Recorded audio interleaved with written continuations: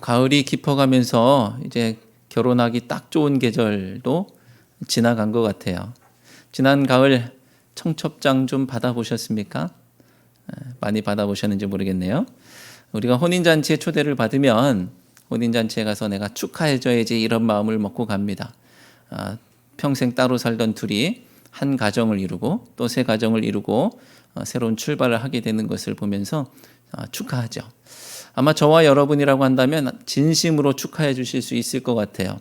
왜냐하면 우리에게도 뜨겁게 사랑하고 그 사랑의 결실로 한 가정을 이루고 새로운 가정을 꾸려 출발했었던 행복한 기억, 또 설렜던 기억이 있기 때문이고요. 그리고 지금도 그 사랑으로 인해서 행복하기 때문인 줄로 믿습니다. 맞죠?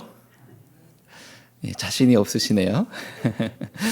자, 그런데 어떤 사람은 결혼식장에 상복을 입고 가는 사람이 있어요. 왜 그런가 했더니 축하하기보다는 오히려 위로를 하려고 그렇게 준비하고 간다는 거예요. 왜 그런가 했더니 이 사람에게 결혼은 행복 끝, 불행 시작. 그리고 이 사람에게 결혼은 인생의 무덤이었기 때문에 축하하지 못하고 가서 위로해줘야지, 진심으로 위로해줘야지, 이렇게 그런 마음을 먹고 갑니다. 그 사람은 결혼을 통해서 인생을 종쳤기 때문에 결혼을 축하해 줄 수 없고 위로할 수밖에 없는 것이죠. 자, 이런 경우에 서로가 서로를 바라보면서 이쪽 편에서는 저쪽 편을 보면서 야, 나는 행복했는데 저 사람은 오히려 불행했구나. 또 나는 불행했는데 저 사람은 오히려 행복했구나. 이런 생각들을 하게 되죠. 그리고 상대방의 삶에 대해서 궁금해집니다. 아니, 도대체 어땠길래 그렇게 생각을 하죠. 자, 그렇기 때문에 다르게 산다라는 것은 기독교인이 세상에 던질 수 있는 메시지예요. 여러분은 그들과 다른 삶으로 세상에 메시지를 던지고 계십니까? 아니면 그들과 똑같은 삶으로 기독교인들도 역시 똑같구나, 이런 얘기를 듣고 계십니까? 바라기는 우리의 삶이 다른 사람들과의 삶과는 달라서 우리의 삶이 빛나게 되길 바라고요. 세상에 우리를 흩어 살게 하신 하나님의 뜻을 이루는 응답의 모습 되기를 주님의 이름으로 축원합니다. 베드로는 지금 성도들을 기쁨으로 초대하고 있습니다. 이 초대를 보면 여러분은 뭔가 좋은 일이 있으니까 초대하는 것이겠구나, 함께 기뻐하자고 초대하는 것을 보면 뭔가 좋은 일이 있겠구나라고 생각할 수 있겠지만 오히려 시험의 때, 또 근심의 때라고 합니다. 그런데 시험도 그냥 시험이 아니고요, 여러 가지 시험이라고 말씀하고 있어요. 우리 6절 말씀을 함께 읽겠습니다. 6절. 그러므로 너희가 이제 여러 가지 시험으로 말미암아 잠깐 근심하게 되지 않을 수 없으나 오히려 크게 기뻐하는도다. 아멘. 자, 이 오히려 크게 기뻐하는도다, 이 말씀은요, 저 사람들이 이렇구나라고 서술하고 표현하는 묘사가 아니고 기뻐하자라고 요청하는 표현입니다. 권면하는 것이죠. 우리 함께 기뻐합시다라는 표현이에요. 그러니까 기쁨의 초대, 기쁨으로의 초대입니다. 한 가지 시험만 있어도 머리가 복잡하고 가슴이 벌렁거리고 일이 손에 안 잡히고 마음이 어수선한데 여러 가지 시험이라고 한다면 큰일 난 것이죠. 저는 상당히 단순하고 또 1차원적이기 때문에 한 번에 한 가지 일만 가능하고요, 또 여러 가지 복잡하게 생각하지 못합니다. 그러니 여러 가지 일을 한꺼번에 처리해야 되고 여러 가지 시험이 한꺼번에 닥친다라고 한다면 그것은 말 그대로 눈물 터질 일이죠. 기뻐할 여력이 없습니다. 그래도 위안이 되는 것은 말씀을 보니까 잠깐 근심하게 된다라는 말씀이 있어요. 이 시험이, 이 근심이 잠깐이구나 라는 거죠. 이 시련이 아무리 커도 잠깐 당하는 일이라고 한다면 그래도 뭐 견뎌볼 수 있고 도전해 볼 수 있겠죠. 그런데 하나님께는 하루가 천년 같고 또 천년이 하루 같다라는 말씀을 보면 이 잠깐이 정말 잠깐이 맞을까 의문을 가질 수밖에 없고요. 또 하나님께서 대체로 우리에게 기다려라 라고 하셨을 때는 잠깐 기다린 적은 별로 없는 것 같아요. 그래서 오늘 시험과 고난이 잠깐이기 때문에 기뻐한다라는 것은 있을 수 없는 것 같아요. 자, 우리가 기뻐할 수 있다면 그것은 시험의 기간이 잠깐이기 때문이 아니라 오히려 그 시험 자체로 인해서 기뻐할 수 있는 것입니다. 그래서 성도의 기쁨은 오히려 기쁨이에요. 오히려 기쁨. 베드로의 기쁨으로의 초대 앞에서 우리가 결혼식장에서 진심으로 축하해 줄 수 있는 것처럼 진심으로 기뻐할 수 있을지 기쁨의 이유에 대해서 오늘 말씀을 통해서 찾아보도록 하겠습니다. 성도가 오히려 기뻐할 수 있는 첫 번째 이유, 그것은 시험을 통해서 성도의 믿음이 금보다 더 귀한 것으로 드러나고 그 믿음으로 말미암아서 나중에 칭찬과 영광과 존귀를 얻게 되기 때문입니다. 우리 7절 말씀을 함께 읽겠습니다. 너희 믿음의 확실함은 불로 연단하여도 없어질 금보다 더 귀하여 예수 그리스도께서 나타나실 때에 칭찬과 영광과 존귀를 얻게 할 것이니라. 아멘. 자, 즉 우리가 기뻐할 수 있는 것은 시험이 닥쳐도 그 시험은 우리의 믿음을 증거할 기회이기 때문에 기뻐할 수 있다는 거예요. 우리의 믿음을 증거할 기회이기 때문에. 자, 이렇게 말씀드리면 어떤 분들은 그러실 수 있겠습니다. 목사님, 저는 믿음 증거 안 해도 되니까 시험 없고 기쁘면 좋을 것 같아요. 꼭 시험을 통해서 믿음을 증거하고 그래야 할까요? 라고 말씀하시는 분도 계실 수 있습니다. 물론 저도 100% 동감합니다. 저도 아무 시험 근심 걱정이 없으면 늘 기쁠 것 같아요. 언제나 기쁠 수 있겠죠. 그런데 지금 베드로전서를 받는 성도들, 하나님께서 택하셔서 이방 땅에 흩어 살게 하신 이 성도들의 삶의 모습은 시험이 없다면이라는 것을 전제할 수 있는 상황이 아닙니다. 시험의 한복판, 그것도 여러 가지 시험의 한복판에 있는 성도들에게 전하는 말씀이에요. 그런데 이것은 2000년 전 소아시아의 이방 땅에 사는 성도들에게만 해당되는 것이냐? 그렇지 않죠. 당장 우리의 삶을 보더라도 시험 없는 인생이 어디 있습니까? 우리는 생각하기를 부잣집이면 시험이 없겠지. 아니죠. 근심 걱정이 그들에게도 있습니다. 돈이 없으면 없는 대로, 그리고 있으면 있는 대로 근심할 일이 쌓여 있죠. 그렇다면 인생은 어차피 시험과 근심 속에 살아가는 것이 기정사실이라고 한다면 슬퍼하고 낙담하고 절망 가운데서 죽지 못해 살아가야 하는 것일까? 슬퍼하고 낙담하고 절망하는 것은, 죽지 못해 살아가는 것은 성도가 아니어도 누구나 하는 일입니다. 하지만 성도는 다르게 사는 사람이라고 말했죠.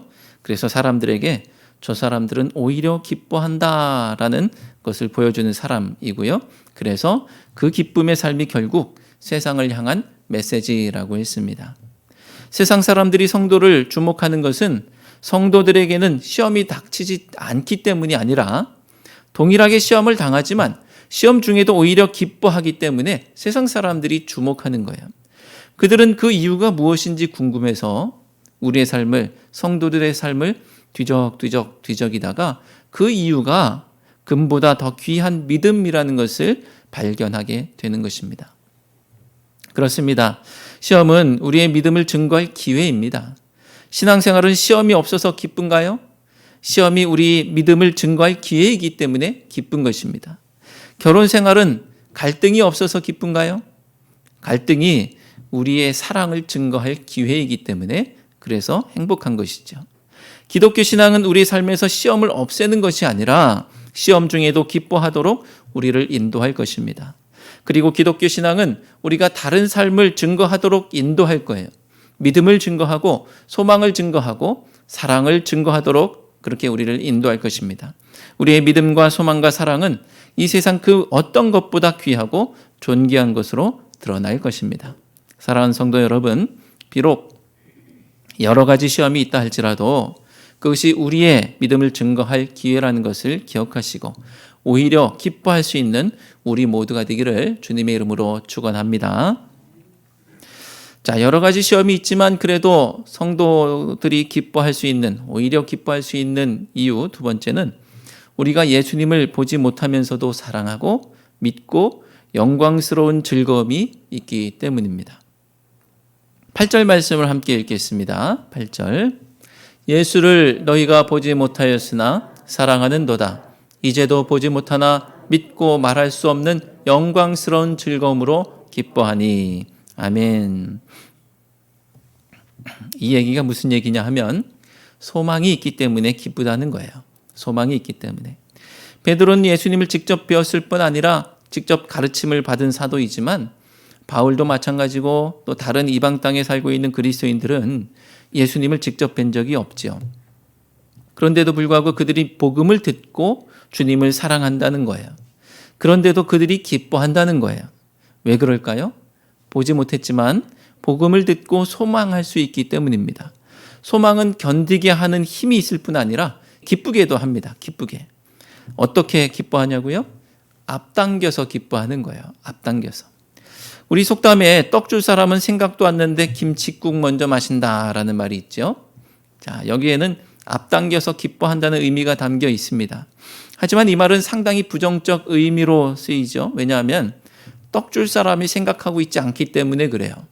떡 줄 사람이 생각도 않는데 김칫국 마시면 뭐 행여 야 김칫국 마셨으니까 떡 좀 줄게 이럴 수도 있을지 모르겠지만 부정적 의미로 떡 줄 사람은 생각이 없다는 것입니다. 그런데 우리는 조금 다르죠. 떡 주실 예수님은 떡 주실 마음을 먹고 계시다는 거예요. 그리고 우리에게 기쁨을 주려 하시고 당신 자체가 우리의 기쁨의 근원이 되시기 때문에 우리는 그들과 형편이 다릅니다. 그래서 오늘 우리 추수감사주의를 맞이하여서 떡을 드리려고 준비했습니다. 자, 김칫국 먼저 마셔도 됩니다. 믿음 안에 있는 성도는 먼저 기뻐해도 괜찮아요. 우리가 가진 소망이 산 소망이기 때문에 그렇습니다. 또 나아가서 지금 예수님을 뵙지 못하고도 맛보는 이 잠깐의 기쁨으로 미뤄볼 때 하물며 직접 뵙게 된다고 한다면 어떻겠느냐라는 거예요. 기뻐 뛰는 것이죠.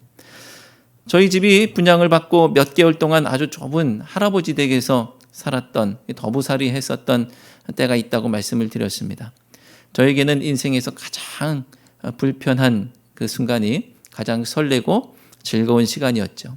왜냐하면 장차 들어가서 살게 될 집이 얼마나 좋은지 조감도와 투시도 같은 것을 통해서 봤기 때문입니다. 실물을 보지는 못했지만 기뻐하고 기쁜 것이죠. 이렇게 얼핏 엿본 것만으로도 설레고 기쁘다면 장차 입주할 때가 되면 그 기쁨을 비할 수가 없는 것이죠. 우리가 예수님을 믿을 때 보지 않고 믿었습니다. 그리고 보지 않고 믿는 것이 복되다고도 말씀하셨죠. 예수님께서 우리를 택하시고 먼저 사랑해 주셨기 때문에 우리도 예수님을 사랑하게 되었고 아직 보지 못하고 있지만 예수님을 친히 뵐 소망만으로도 말할 수 없는 영광스러운 즐거움으로 기뻐하고 있는 것입니다. 그런데 그 꿈에도 그리던 예수님을 직접 뵙는다면 얼마나 기쁠까요? 그렇습니다. 주님을 만날 소망은 아직 그날이 이르지 않았지만 지금부터 우리를 설레게 하고 기쁘게 하는 줄로 믿습니다. 주님을 만날 소망은 비록 지금 우리에게 여러 가지 시험이 있다 할지라도 오히려 우리를 기쁘게 하는 줄로 믿습니다. 구주를 생각하시고 배울 날을 소망하는 우리 모두가 되시기를 주님의 이름으로 축원합니다. 육신이 고통스럽고 또 삶이 곤고하지만 오히려 크게 기뻐할 수 있는 세 번째 이유는 우리의 영혼이 구원받기 때문입니다. 우리 9절 말씀을 함께 읽겠습니다. 믿음의 결국 곧 영혼의 구원을 받음이라. 아멘. 자, 성경은 이것이 믿음의 결국, 이 영혼 구원을 받는 것이 믿음의 결국이라고 하고 있죠. 이 믿음의 결국이라는 것은 믿음의 목표라는 말입니다. 그러니까 여러 가지 시험 속에서도 결국 믿음의 목표를 이룰 것이기 때문에 우리가 기뻐할 수 있는 거예요. 우리의 목표가 영혼이 구원받는 것이기 때문에 그 삶이 어떤 상황에 놓인다 해도 그것을 감내하고 살아갈 수 있는 것입니다. 감내하며 사는 것이죠. 시험이 있어도 여러 시험이 있어도 또 고난이 있어도 핍박이 있어도 믿음의 목표를 이룰 수 있고 그것이 목표를 이루는 과정이라고 한다면 기꺼이 고난당하고 삶의 곤고함을 기쁨으로 감당할 수 있는 것이죠. 이것이 어떻게 가능할까요? 쉬운 일이 아니죠. 세상 사람들이 볼 때는 나는 도무지 그렇게 못하겠다라고 할 수 있을 겁니다. 나는 영혼의 구원이고 뭐고 지금 당장 배불리는 것, 지금 당장 편안한 것, 지금 당장 안락한 것을 선택하고 그것을 기쁨으로 삼겠다라고 하겠죠. 하지만 기독교인은 다르다고 했습니다. 성도는 다르게 사는 사람들이라고 했습니다. 이 구별이 하나님께서 원하시고 기뻐하시는 지점이에요. 믿음의 목표를 이루는 과정이기 때문에 여러 가지 시험에서 오히려 기뻐할 수 있는 것을 바울 사도는 자족이라는 말로 표현했죠. 기쁨의 서신이라고 하는 빌립보서 4장 11절 말씀 함께 읽겠습니다. 내가 궁핍함으로 말하는 것이 아니니라 어떠한 형편에든지 나는 자족하기를 배웠노니. 아멘. 자, 그리고 심지어 고난도 유익하고 죽음도 유익하다라고 말씀하고 있어요. 빌립보서 1장 21절 말씀 함께 읽겠습니다. 이는 내게 사는 것이 그리스도니 죽는 것도 유익함이라. 아멘. 내가 사는 게 목표가 아니고 그리스도께서 사는 것이 목표이고 그리스도가 자기의 전부이기 때문에 죽어도 좋다는 거예요. 죽어도 기쁘다는 것입니다. 자녀가 잘 되면 내가 기쁜 것처럼 내 삶의 이유가 어느 순간 나 자신이 아니라 우리의 자녀들이 되지 않습니까? 그래서 차라리 내가 죽어 자녀를 살릴 수 있다면 자기의 목숨을 내놓기를 주저하지 않는 것이 부모 아니겠습니까? 그래서 자녀를 위해서 내가 힘들고 고난당해도 심지어 죽어도 오히려 기뻐할 수 있는 것처럼 우리의 영혼 구원을 위해 지금 당하는 여러 가지 시험은 우리를 잠깐 근심하게 할 수 있을지 모르지만 우리의 기쁨을 빼앗을 수 없는 줄로 믿습니다. 지금 추수감사주의를 보내고 있습니다. 지금까지 말씀드린 이 기쁨의 이유는 동일하게 감사의 이유도 됩니다. 지난주에 말씀드렸던 찬송의 이유와 동일하게 마찬가지로 감사의 이유가 되는 것이죠. 지금까지 살펴본 것처럼 성도의 기쁨의 이유는 당장 손에 잡히게 있는 것이 아니죠. 손에 잡히지 않습니다. 미래의 것을 앞당겨서 소망하며 기뻐할 이유를 찾는 거예요. 이것은 세상의 기쁨과는 다릅니다. 그래서 베드로전서는 소망의 서신이라고 하죠. 성도의 감사도 마찬가지입니다. 지금까지 이룬 것, 얻은 것, 취한 것, 주신 것 때문에 감사하는 것이 아니라 앞으로 주실 것을 앞당겨서 감사하는 것이고 오히려 감사하는 것입니다. 그리고 그리 아니하실지라도 감사하는 것이죠. 이 기쁨과 이 감사가 성도의 정체성이라는 사실을 기억하시고 오히려 크게 기뻐하고 오히려 크게 감사하는 우리 모두가 되시기를 주님의 이름으로 축원드립니다. 기도하시겠습니다. 하나님, 도무지 기뻐할 것 없는 세상 속에서 오히려 기뻐하는 성도로 살게 하시고 도무지 감사할 것 없는 세상 속에서 오히려 감사하는 성도로 살게 하시니 감사합니다. 여러 가지 시험을 통해 잠깐은 근심할 수 있으나 오히려 저희의 믿음을 증거하게 하시고 예수님 배울 날을 소망하게 하시고 믿음의 목표 곧 영혼이 구원받는 저희가 되게 해 주옵소서. 예수 그리스도의 이름으로 기도드리옵나이다. 아멘.